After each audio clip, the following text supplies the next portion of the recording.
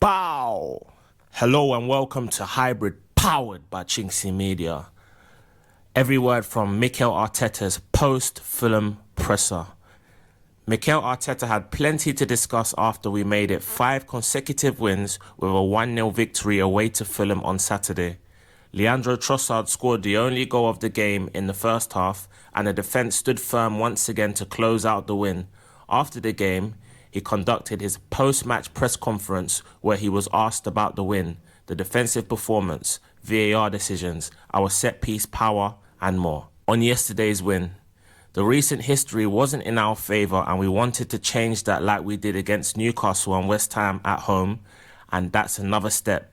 Having that mindset and that ability to win these kind of matches against a really good opposition, a really difficult place to come, and especially the first 15 minutes.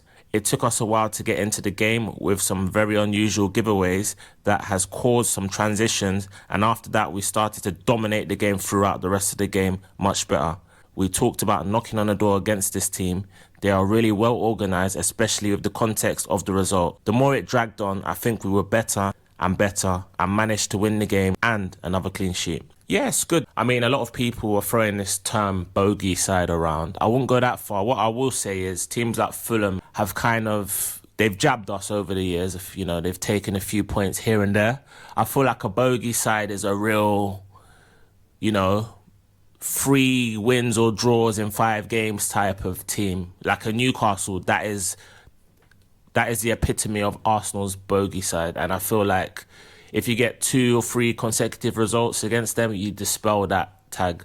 So with regards to Fulham, yeah, we hadn't won in our previous 2 occasions. We put pay to that yesterday. But if you actually look before that, you have a phenomenal record against Fulham. So now that's 2 consecutive victories against Fulham, following up our win against them last season. I think it was in March or April, because I was there. It was a gritty performance. I do feel like Fulham, they gave it to us in the first half an hour, but they're a good side. They did the same to Liverpool. In fact, they beat Liverpool there at Craven Cottage last season. So they are a very good side at home. We inflicted their first home defeat of the season, so that shows that it was not an easy place to go. But it's good to get our first win in 3 occasions there, and we move onwards and upwards to face Atletico Madrid on Tuesday. On not conceding a shot on target in 2 consecutive games for the first time since November 2003. Damn. No, not comfortably, because as well it feels in this pitch like it's smaller and they are straight away onto you in the box. They didn't generate any big chances. It was more the feeling sometimes, especially in the first half with the giveaways, and because there are a lot of players with a lot of quality in the final third, and Jimenez in the box, who is a real threat, and 1 goal is not enough. Yeah, I mean, we relatively kept him at arm's length. Our defence is really solid. Our shape is very good, rigid, regimented, structured. But we've also got players that are very good at winning the ball back. People like Timber. Calafiori has improved immensely defensively, as I've been banging on all season about. He's been phenomenal, him and Timber. And then if you add 2 form players in it, Calafiori and Timber, I don't need to mention how good William Saliba and Gabriel Magalhaes are already. So that is a phenomenal back 4. Not to mention our immensely talented goalkeeper, David Raya, who's been a phenomenon again this season. And is arguably, you could make a case for him being the best keeper in the league, but let's say he's amongst the top 3 with Donnarumma and Alisson. On the importance of grinding out wins like today, you have to play the best in relation to the opponent and the place that you have to play.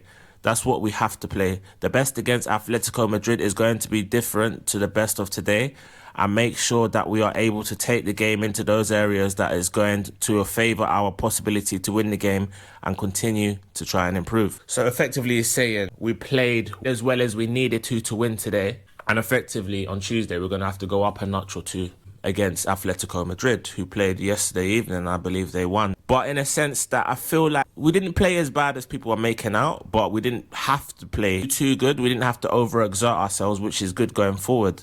Obviously, Atletico Madrid beat Osasuna 1-0, so they're going to be a level above, and we're going to obviously have to raise our levels, and I'm sure we're going to do so accordingly. On Eberechi Eze's performance, he's more used to probably attacking open spaces and breaks and facing and carrying the ball with the space in front of him, but he's so good and comfortable doing that.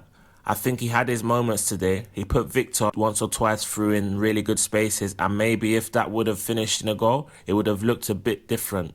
But I'm very happy with what he's doing, and we can use him in different positions. And today we used him in that one, and we carry on trying to improve.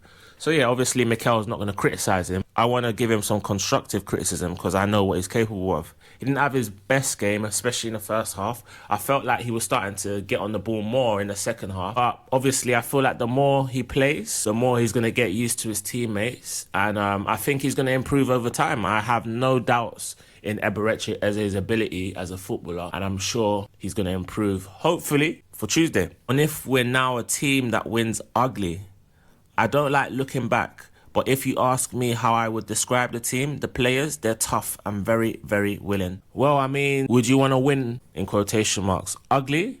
Or do you want to not win, playing beautifully? Because in 22-23, we were playing football out of this world and we came up short.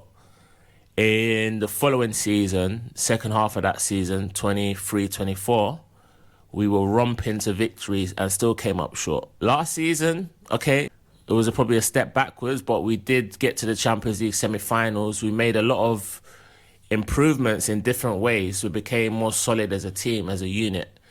But also we gained and garnered more experience in addition to the previous 2 years. So I feel like all-encompassing, we're going to take all of those experiences and put it towards our surge this season to try and win not just one, not just two, but as many trophies as we can. On our winner coming from a set piece, great, because obviously we generate so many set pieces, so you have to start from there, and we generate so many, we have to understand.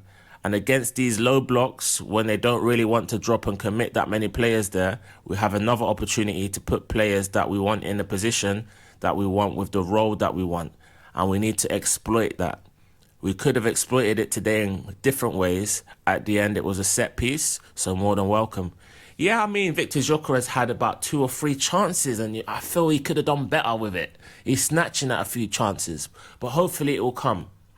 I'm starting to get worried about him, though, but I feel he just needs to continue to put himself in the position to miss those chances. With Eberechi Eze, he's getting used to the team. He didn't get on the ball much, obviously. As Arteta I've already said, he's not used to coming up against low blocks. Well, he's going to become very used to it as the season goes on, because probably 80 to 90% of teams we come up against will have all their players behind the ball, looking to be, disciplined, regimented, structured, hard to beat, hard to break down, because no one wants to be on the end of a hiding. So it's going to be difficult. It's not going to be easy, but nothing good comes easy. On Gabriel having to acclimatise after an international break full of long travel. That's exactly the part that I loved about it, because when everything goes well in the first few minutes for a player and he's confident and things are flowing for you, it's easy to continue. But Gabby had 2 difficult moments, probably not at his standards, but the way he reacted to that and the sense of security that he transmitted, that's maturity, and that's the mindset that we need in a team. So that's a really good example to use, and that I would use for sure.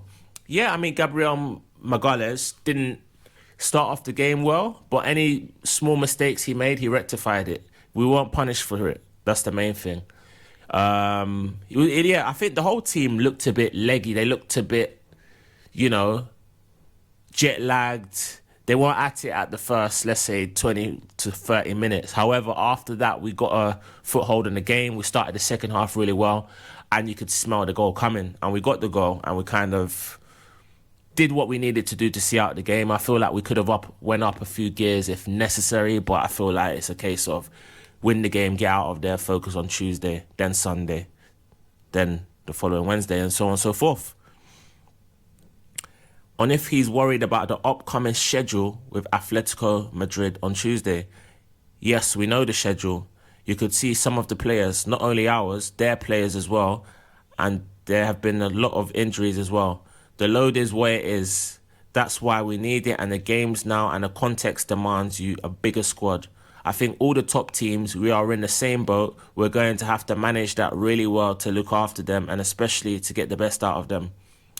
Yeah, I mean, Atletico Madrid obviously played later than us. They played in the evening yesterday. They won, like I mentioned already. And they also got the Spanish Cup and things like that coming up. Our rivals, Liverpool, they play later on today. And they're going to play next week, and then on the weekend, and then on the midweek again against Crystal Palace. So, like Arteta said, it's not just us. But what we've got to do is use the squad really well. So I think I was actually pleasantly surprised that Martin Zubimendi started that game yesterday, because I thought he'll probably give him a rest, bring him in on Tuesday. Also, Calafiori as well started. Miles Lewis-Skelly didn't get on the pitch, so it'll be interesting to see if he starts on Tuesday. I wouldn't be surprised if he does. I think he'll bring in, if you're going to ask me to predict, I think Miles Lewis-Skelly probably comes in, gives Calafiori a little rest, a breather, and then Marino could potentially start at midfield. So I think it will tweak it a little bit. I think also Trossard might be given a rest, and someone like Eze will go on the wing with Marino coming into midfield. That's my prediction for the Tuesday game. On our penalty being overturned by VAR, regarding the penalty, I was getting a bit animated because obviously if it's clear and obvious or not, that's where VAR has to intervene. It was taking so long, and then Anthony as well was taking so long. Then he explained the reason why he took so long on the screen. It was nothing to do with the process. It was the screen that wasn't working. So that's fine. I think what I heard is that probably it wasn't a penalty. So probably they made the right decision, and I was just animated because of the process. That's it. Well, okay, two things. One, I think Arteta doesn't want to die on this hill. He probably wants to use his complaint about a non-given penalty later on down the line.